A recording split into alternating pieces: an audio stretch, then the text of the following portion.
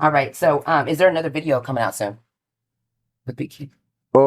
Actually, yeah, the album drops July 4th, and the first video I think is coming out is the one with him and uh K Carvin, K Carvin from the Shibuya record and Glorilla and all that shit. Okay.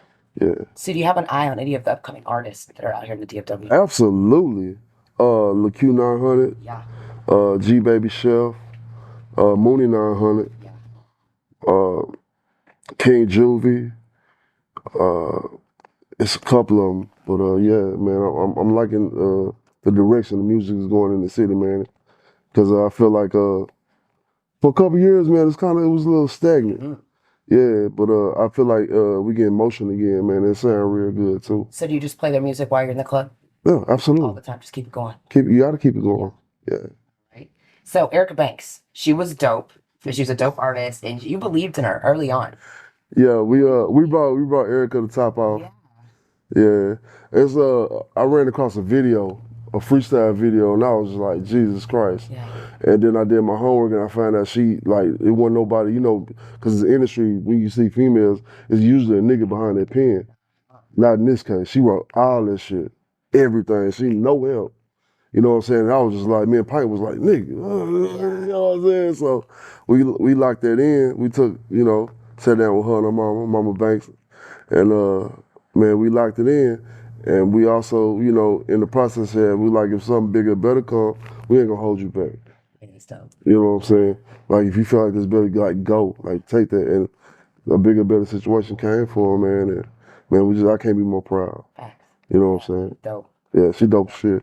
All right. So, how do you feel about the new female rap, like Ice Spice and City Girls? I mean, right now, you gotta be dumb if you don't know that the females are running this shit right now. Yeah. They running it right now. You can't even be mad at it because it's when I play it like the content, niggas ain't gotta agree with the content, but look around. Like the women are going crazy on this shit. Yes. Everything. Feeling all of it. Yeah, absolutely. So man, I fuck with it. Yeah. Yeah. Deal.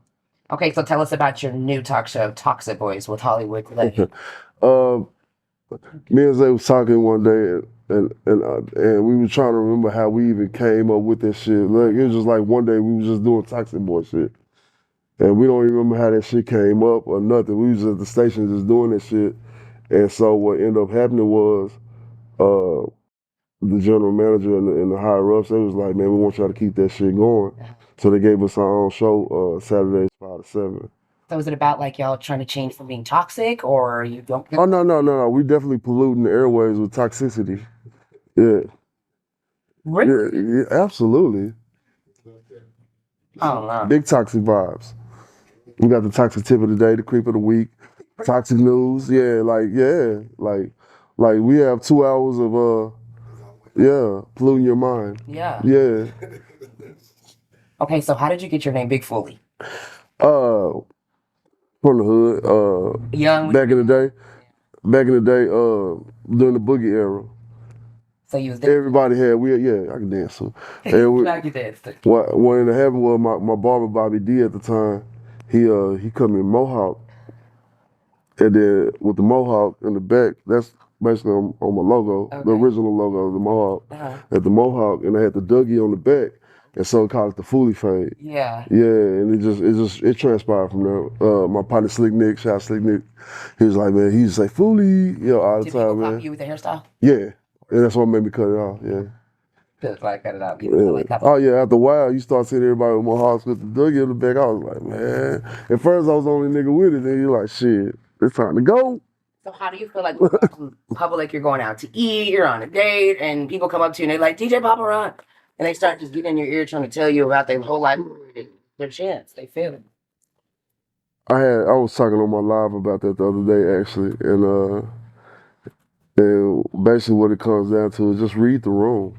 Yeah. You know what I'm saying? Like, if you see me, because my old lady, she be annoyed the most. Of course. Because she's like, we can't go nowhere. You know what I'm saying? I'll just be like, but, a lot of people don't read the room. They just be like, Paparon, Yeah. man, let me tell you this, bro. And then I just be like, wow, nigga, like right now, like, I'm pumping gas, bro, but it's cool. you know, but it's just, Did somebody come up to you and you were like, wow, you were actually cold. Like, yeah, I like you. yeah. Oh, absolutely. Uh-huh. Absolutely. After I go, you know, do my facts and research on them and So you shit. always do your research on a I do. before. I do. Okay. I Why? do. Because people feel like they can walk up to the club in prime time hours and expect me to just boom, throw your record on because you walked up to me and shit. That don't work like that. Right. You know what I'm saying? I'm not necessarily saying you have to, you know, be my friend or no weird shit like that, but, you know, let me see what you got first before I just throw this shit out and clear my dance floor. Yeah. Cause like, you know, when you're a young DJ, you know, young DJs still do shit like that. And I remember,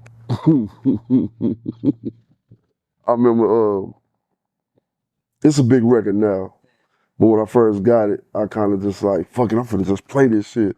And I played it, and it cleared my whole damn floor. Like, niggas looked at me like they was mad at me and shit. Like, and I was like, from now on, I can't be doing that shit.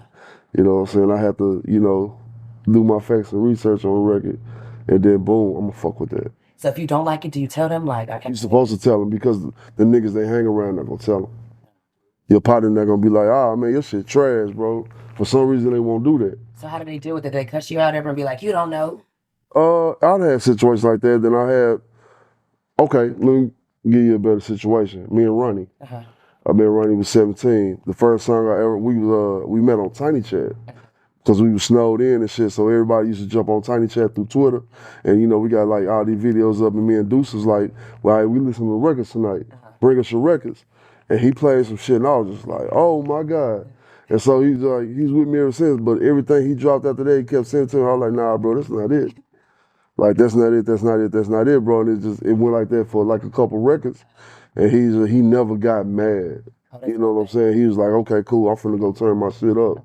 And then, shit, and that little bro, yeah, I ain't said that shit in over 10 years. Definitely, yeah. Yeah, so.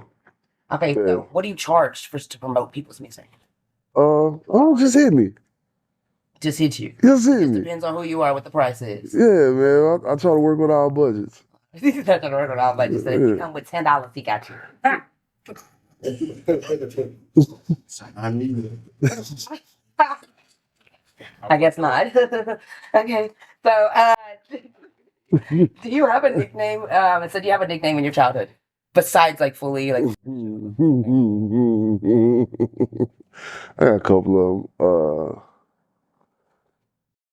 them. I have a couple of them. Let's just leave it at that. You know. Yeah. All right. So everyone talks about fears. What's your greatest fear? Dying broke. Yeah. Yeah. I could feel that. You don't got to worry about that though. You're doing the damn thing. I feel like I'm doing all right, but you know, I want to create. Yeah, I'm trying to get rid of that $10. Yeah, I want to create generational wealth. You know, my kids don't have to worry about shit type shit. Exactly. So that's what I'm trying to work on. So that's why my fear is definitely dying broke. Will you ever like just put a whole bunch of money, like $1 million, behind an artist if they didn't have nothing but they had that talent? If I really believed in an artist, yeah. Because, you know, money make the world go round, and if you got the right money behind you and you a star, it's inevitable. Yeah. For sure. Most people have trust issues. Are you one that has trust issues? I trust people to be exactly who they are. So how do you know who they are? After a while? Yeah, you just kind of feel their character out and be like, oh, okay, that's you. And that's who you decide if you gonna fuck with them or not, you know what I'm saying? So I wouldn't say I got trust issues, I trust people to be exactly who they gonna be. Yeah. Decide if you're gonna fuck with them or not. Absolutely.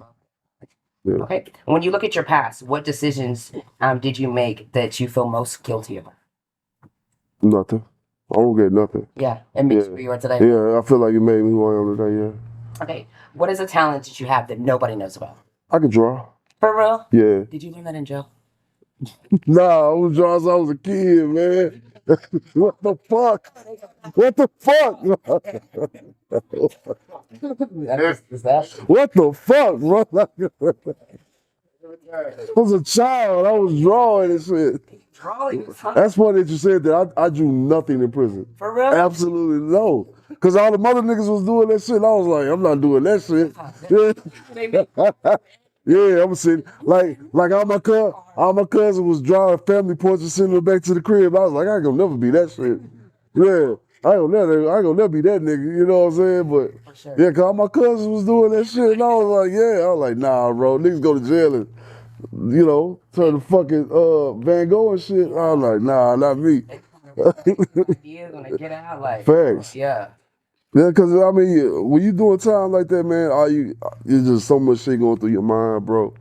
And man, niggas do what they gotta do, man, and been past their time. So yeah. So, what swing part of your growing up?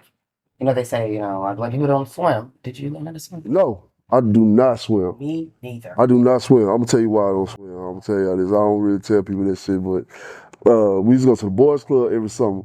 And that's when we go. I was 8, and that's when they trying to teach us. Me and my brother had to swim and shit. And some bitch ass nigga jumped on my back.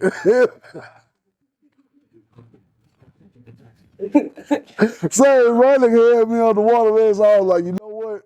Not for me. Never learned to swim. Never. After I beat his ass, I never learned to swim. So you go to the beach. So when you go to pool parties, you got to get like a little too, you know, floaty and stuff. Fuck with it. The last pool party, bro. That was back to Oh, nah, I do crazy parties, period. But nah, I don't. I just don't fuck with it. We went to one. That pool party you had there, it was lit. Exactly. Yep. That shit be crazy. I just threw one at the crib. I stay downtown. I threw one at the crib, and boy, we almost got kicked up out my crib, man. About to ask you that. It was like, what are y'all doing out here, fam? They said we had 16 complaints. 16? Yeah. They called the police? They called the little apartment security. The little weirdo ass niggas wear fucking collar shirts and cargo pants. You niggas.